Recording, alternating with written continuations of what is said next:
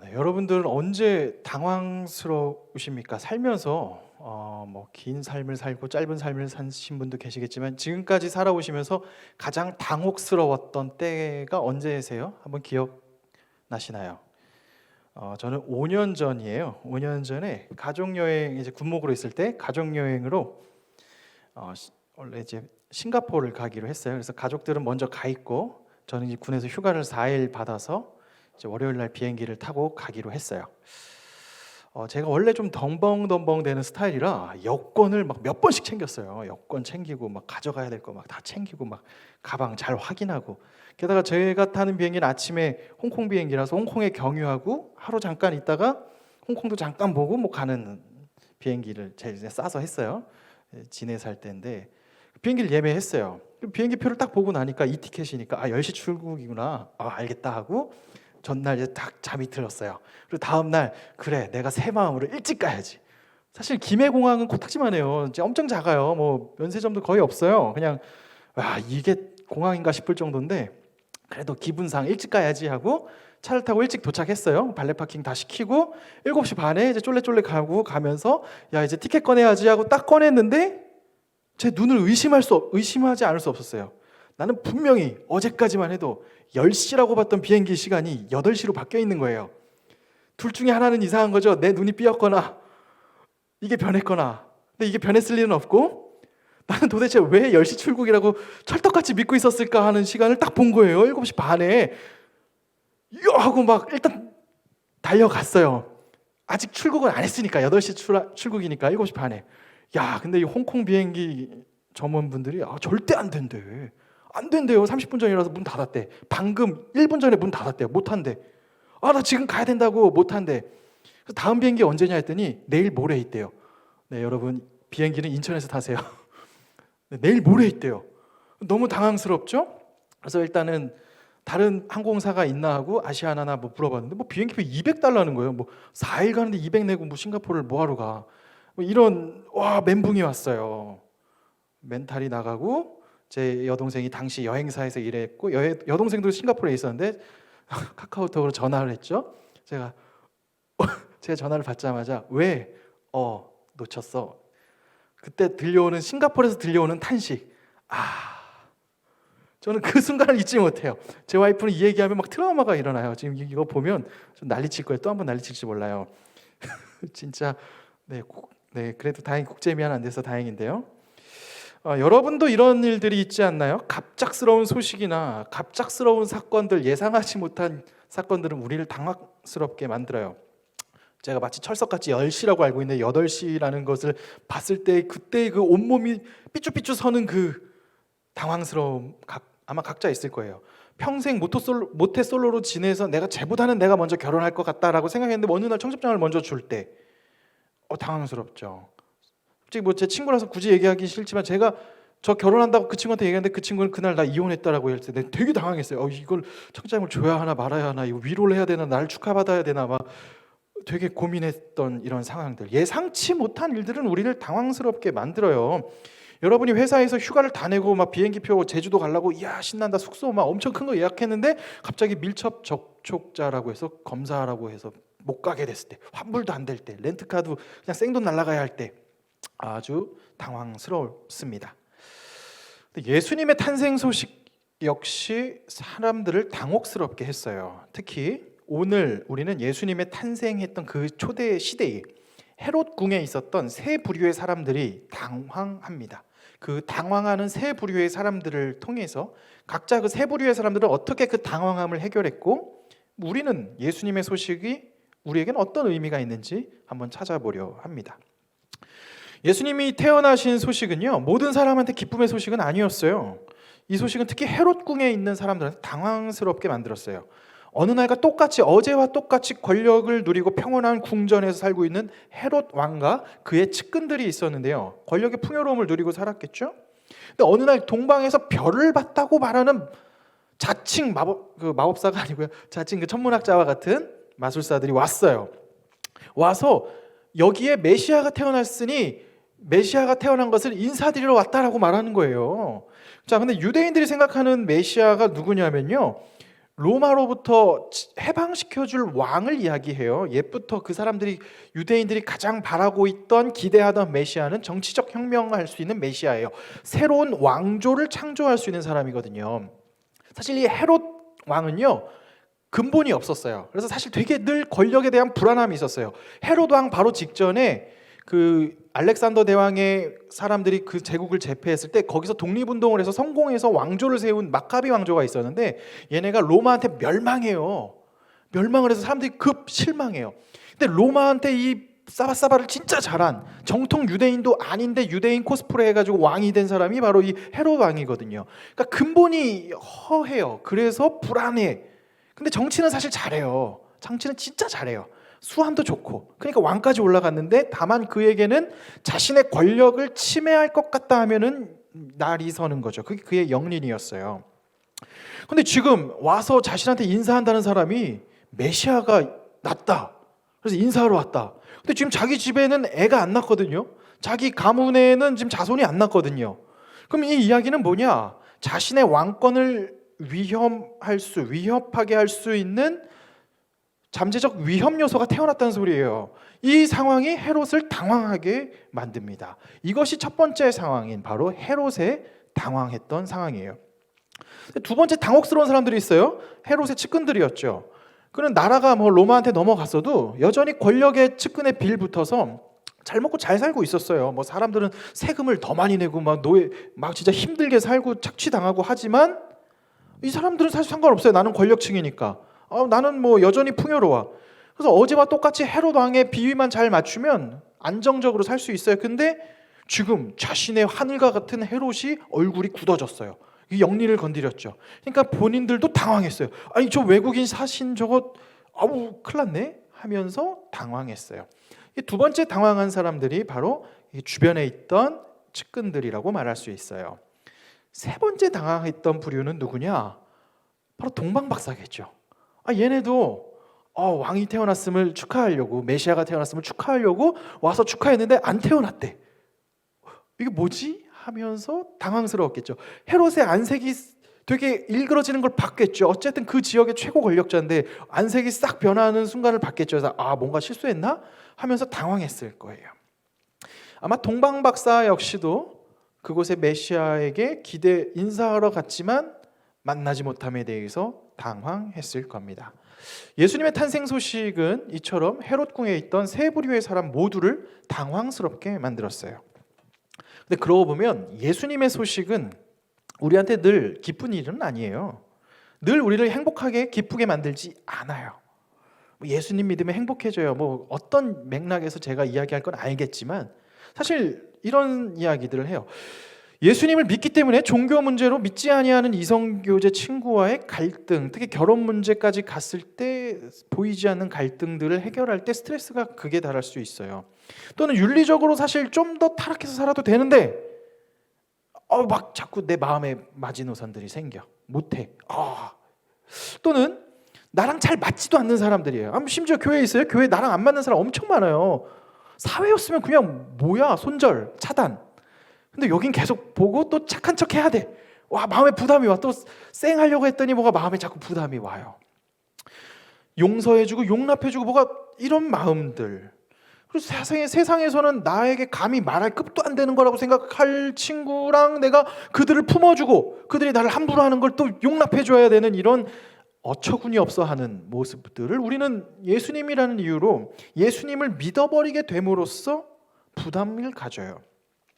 군에서 만났던 청년들도 회식 때나 여러 가지 문제에 있어 넘지 말아야 할 선들을 넘지 않는데 그때의 그 고민들 모두가 다 집단 문화가 다 해야 되는데 너 혼자 뭐 유별나게 뭐 그러냐라고 말할 때 그 마음의 부담들 그것을 어떻게 할 것인가 생각해 보면 예수님을 믿으면 사실 이 땅을 살아가는데 막 더 행복하고 더 편하고 하는 것이 아니라 생각보다 불편해요. 마음에 막 걸림돌이 자꾸 브레이크가 막 엔진 브레이크 있고 막 핸드 브레이크 걸려 있는 상태로 가는 것 같아요. 막 가다 보면 끼익 하는 것 같아요. 그러니까 뭐가 마음에 자꾸 불편함이 와요. 여러분 연애할 때 뭐 제일 크게 느낄 거고 뭐 회사 취업할 때나 뭐 아니면 눈 딱 감고 나한테 딱 횡령 쫙 할 수 있는 기회가 왔을 때 막 마음에 찔림이 계속 찍찍 와서 막 못하거나 할 때가 있을 거예요. 그리고 무엇보다 예수님의 이야기가 가장 불편한 건요, 복음에 대한 진짜 이야기를 들었을 때 복음은 이야기예요. 나 정도면 괜찮다라고 생각하고 우리는 사실 살아요. 야, 나 정도면 이 땅에서 이 사회에서 이 정도면 이 정도면 괜찮지. 나 정도면. 그런데 복음은 얘기해요. 야, 너 깨어졌어. 너 그거 아니야. 라고 말해요. 그래서 우리는 나의 자금, 나의 허함을 가리기 위해서 막 마치 황소개구리가 몸을 부풀리는 것처럼 학벌이란 거 붙이고 막 재물 붙이고 막 우린 만약에 여기 청년들 딱 이런데 누가 갑자기 여기서 띠딕 했는데 문이 옆으로 쭉 세로로 열린 차를 타고 와요. 그 사람의 오로라가 날걸요 갑자기. 와, 막 이러고 있는데 시연 형제가 여기서 막 앞에서 막 이러고 할 때 아우 진짜 참 겁나 재미없네 이러고 있는데 갑자기 시연이가 띠띠 했는데 페라리가 찡 나와요. 갑자기 사람이 달라 보이겠죠. 우린 그걸 위해서 막 돈도 벌고 막 허세로 막 여러 가지를 품어요. 근데 그렇게 해서 나를 더 키워서 보이는 이유는 실상은 나의 자금을 가리기 위함인데, 성경은 그 얘기를 해요. 세상은 그 얘기 안 해요.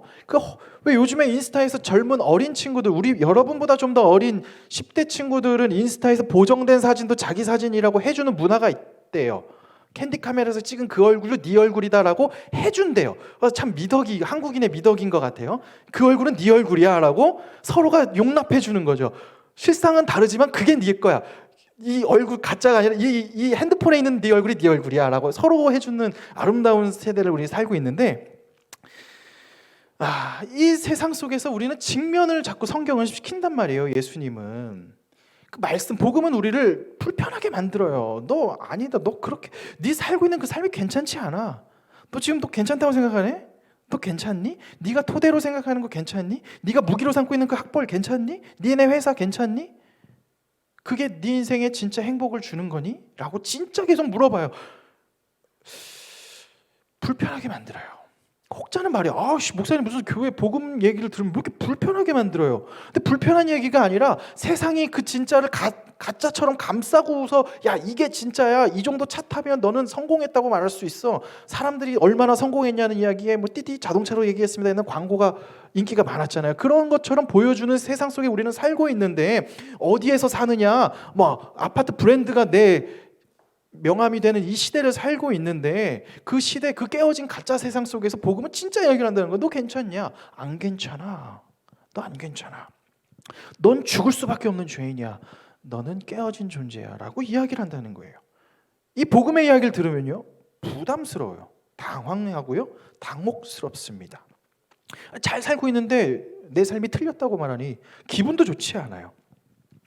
이처럼 예수님의 소식, 복음은 우리를 당혹스럽게 만들어요. 당황하게 만들죠. 그렇다면 이 헤롯 궁에서도 이 복음의 소식을 들었던 세 부류의 사람들이 당황했다면, 추후에 이 세 부류의 사람들은 어떤 반응을 보였을까요? 가장 먼저 당황했던 헤롯은요, 율법학자들에게 메시아가 어디서 나는지 알려달라 그랬어요. 그러니까 대제사장과 율법학자들이 이제 연구를 평소에 했던 걸 가지고 토대로 이야기해요. 베들레헴에서 메시아가 태어날 겁니다. 그렇게 성경이 써 있어요 라고 말하죠. 그러자 헤롯은 계략을 세워요. 동방박사에게 당신들이 먼저 가서 경배하면 내가 이따 쫓아가서 할게. 나도 가서 엄청난 예의를 갖춰서 할 거야. 그러니까 나중에 알려줘 라고 말해요. 그런데 동방박사가 경배하고 났더니 천사가 동방박사한테 야, 돌아가지 말고 딴 길로 가 해서 그 이야기를 듣고 딴 데로 갔단 말이죠. 그러니까 헤롯이 나중에 나오는데 자기가 속았다는 이야기를 듣고 분노해요. 극대노해요. 그래서 무슨 짓을 했느냐? 베들레헴에 있는 2살 이하의 어린 아이들을 학살해요. 영아 대학살 사건이 일어나요. 말 같지도 않은 이런 끔찍한 일을 펼쳐요. 이토록 거부하고 끔찍한 일을 서스름 없이 진행했던 거는요, 헤롯은 그의 왕권을 세세토록 누리기 위함이었어요. 그런데 그는 그 메시아만 죽이면 자신의 왕권이 영원히 지속될 거라고 생각했는데, 역사는 말해줘요. 헤롯은 좀 이따 죽어요. 그리고 그 아들들이 3명이 있는데 서로 죽고 죽이고, 한 명은 막내 동생의 아내를 빼서 결혼하고, 하여튼 막장 드라마가 펼쳐져요. 그리고 그 왕조도 무너져요. 유대 지역에선 총독이 들어서고 쫓겨나고, 북쪽만 좀 갈릴리의 둘째 동생이 통치하고 있다가 걔마저도 쫓겨나요. 헤롯네 가문은 사라지게 돼요.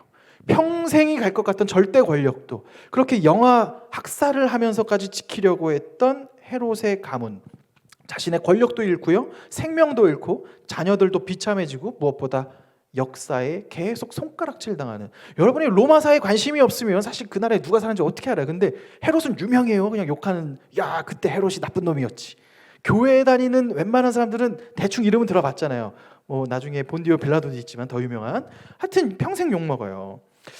이게 그의 첫 번째 반응이었어요. 분노했던 반응. 두 번째, 그 결과는 비참하게 나왔죠. 두 번째 당황했던 헤롯 궁의 사람들은요, 그들의 반응은 아무것도 사실 하지 않았어요.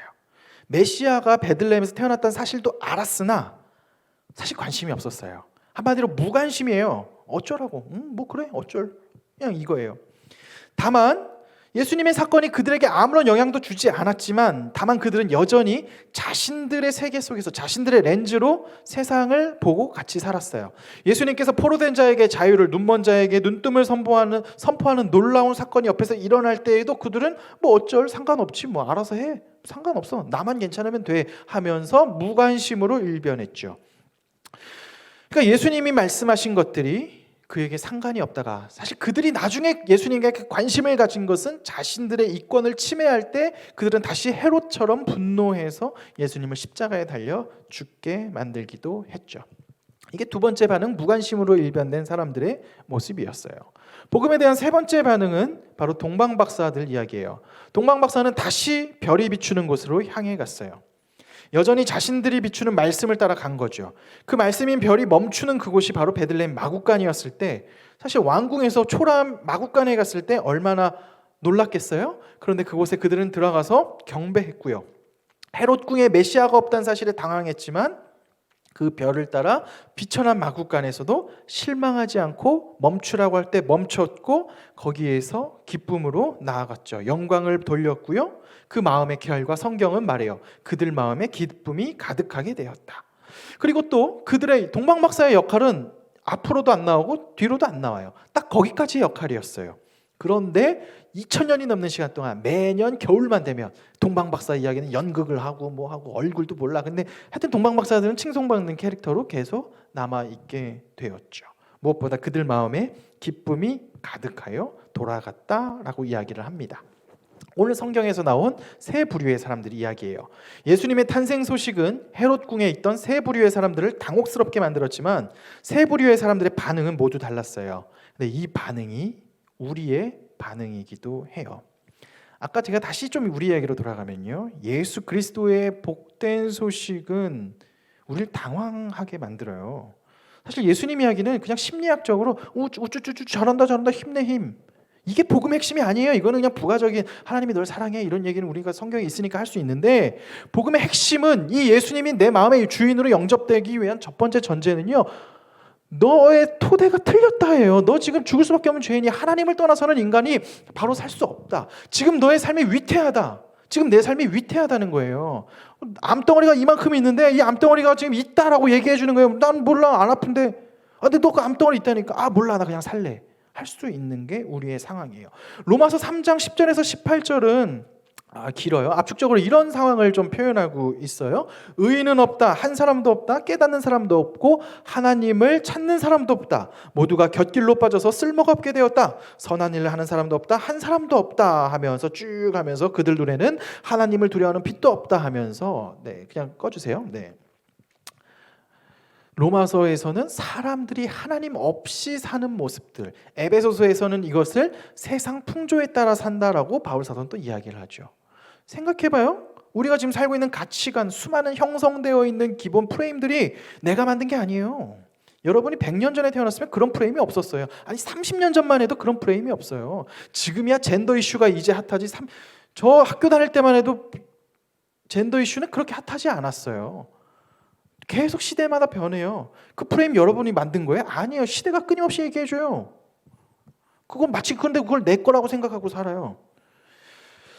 그러면서 나는 괜찮다고 얘기하니까 나는 괜찮은 것 같다라고 이야기해요. 근데 어떻게 진짜 괜찮으시냐는 거죠. 우리의 상황을 돌아보면 괜찮지 않아요. 성경은 괜찮지 않다고 이야기해요. 하나님을 떠나서 사는 사람들, 하나님을 떠나서 자기가 스스로 인생의 주인이 되어서 자신 스스로 인생의 토대를 두고 사는 사람들의 삶은 괜찮지 않다라고 성경은 분명히 이야기합니다.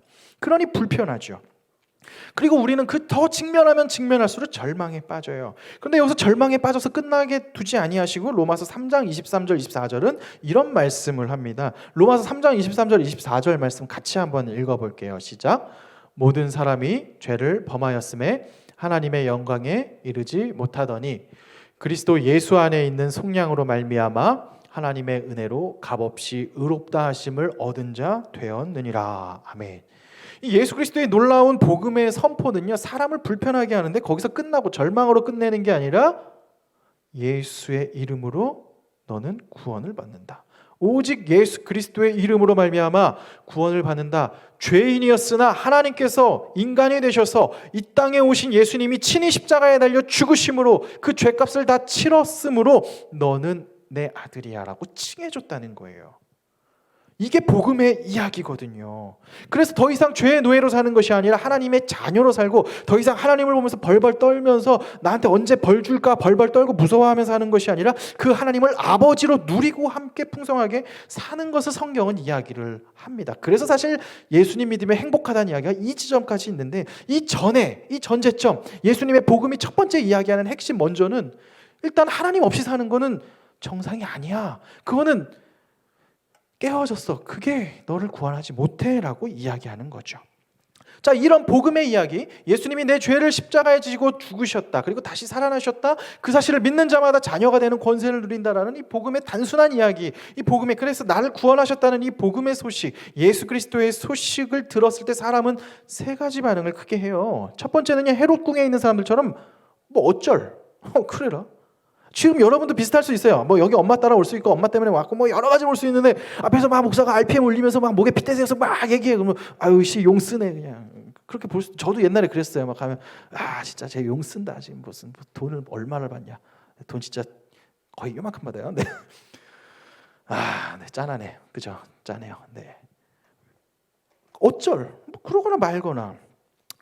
제가 복음에 대해서 무슨 얘기할 일이 있어서 제 동아리 후배한테 이야기를 한 적이 있어요. 복음을 잘 이야기하고 나면 그 친구가 잘 듣고 나서 얘기해요. 아, 형 알겠어요. 그런데 저는 제 인생의 주인 그냥 저로 살고 싶어요. 제가 혹시 나중에 오면 다시 할게요. 이건 복음에 대한 정직한 반응이에요. 복음을 제대로 들으면요, 사실은 그래. 근데 나는 싫어. 할 수 있어요.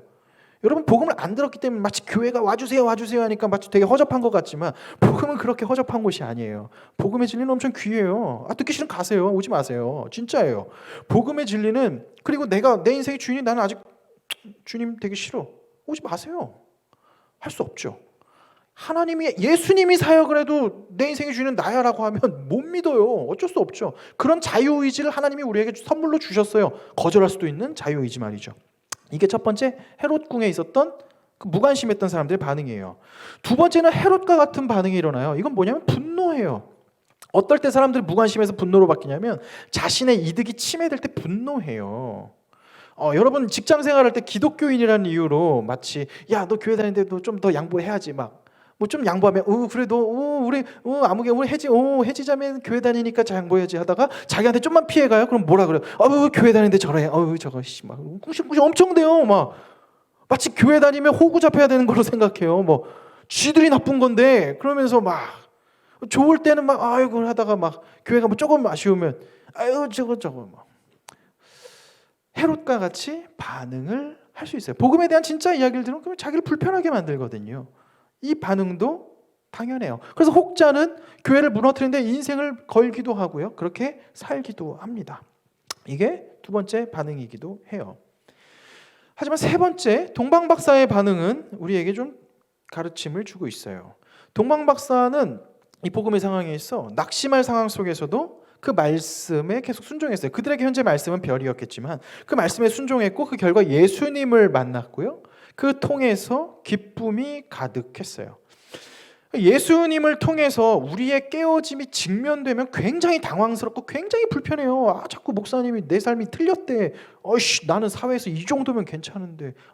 내가 목사님보다 돈 훨씬 많은데. 여러분이 저 많을 거예요. 그렇죠? 막 많고 나 더 잘 나가는데. 쥐가 뭔데? 쥐가 뭔데 내가 틀렸대. 할 수 없지. 성경에 쓰여 있으니까. 그냥 저는 얘기할 뿐이에요. 근데 성경은 저에게도 마찬가지예요. 네 삶이 틀렸다고 얘기해요. 하나님 없이 사는 네 삶은 틀렸다라고 분명히 이야기해요. 이건 참 불편한 일이에요. 당황스럽고, 그럴 때에도 하나님의 참으로 회복하심을 기대하고 다시 나아갈 때 동방 박사가 하나님의 그 만나서 기쁨이 가득한 것처럼 묵묵히 그 말씀을 가지고 다시 한번 믿어 나갈 때 하나님이 회복을 주신다는 거예요. 여러분들 중에서도 회사 생활이나 또는 취업이 안 돼가지고 막 고민하고 할 때 하나님 과연 날 사랑하세요? 하나님 사랑하면 해답을 줘야지. 아니 뭐 장난하세요?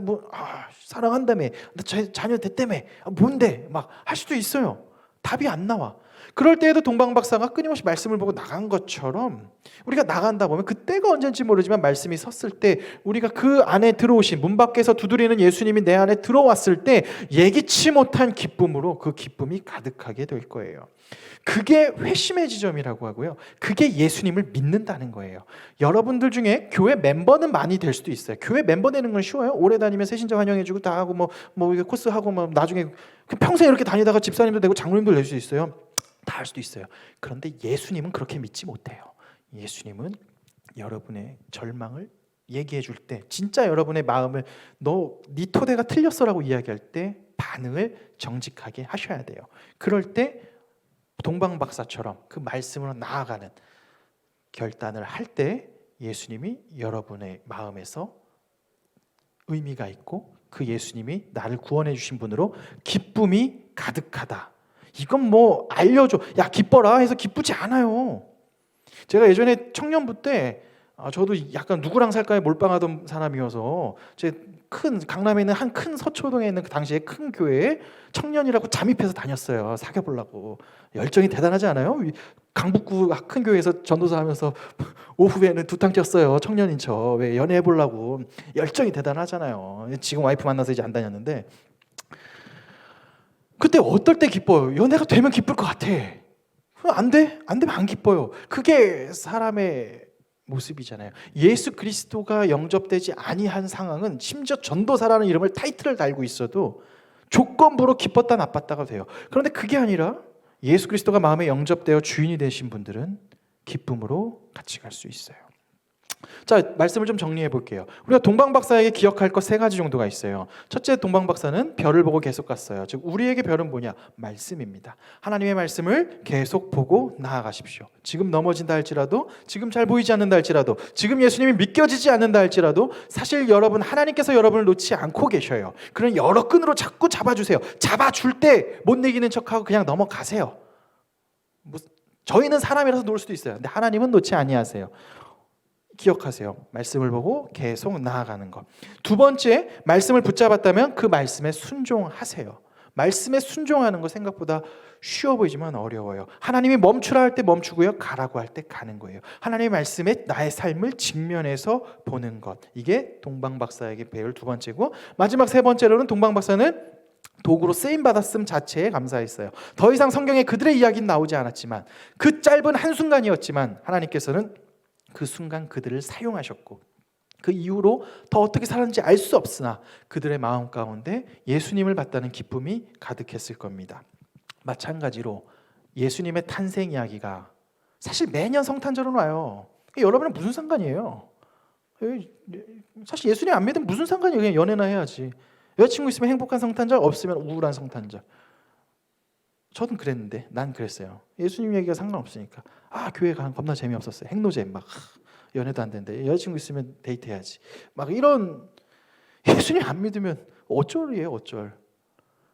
여러분 진지하게 직면하시고요. 예수님께서는 끊임없이 여러분에게 이야기해요. 돌아오라고. 내가 너희 아버지 되시겠다고. 내 삶의 주인이 나라고. 지금 너가 인생의 주인이라고 생각하고 토대라고 생각하는 그게 틀렸다고. 하나님께 돌아오라고. 내가 널 위해 십자가에 달려 죽었노라고. 너 같은 죄인, 자격 없지만 너를 천하보다 존귀한 존재로 세워줬다고. 그 말씀에 반응하세요. 아멘. 내가 주님 믿어보겠습니다. 이 지점에서 시작돼요. 입술의 고백에서 시작돼요.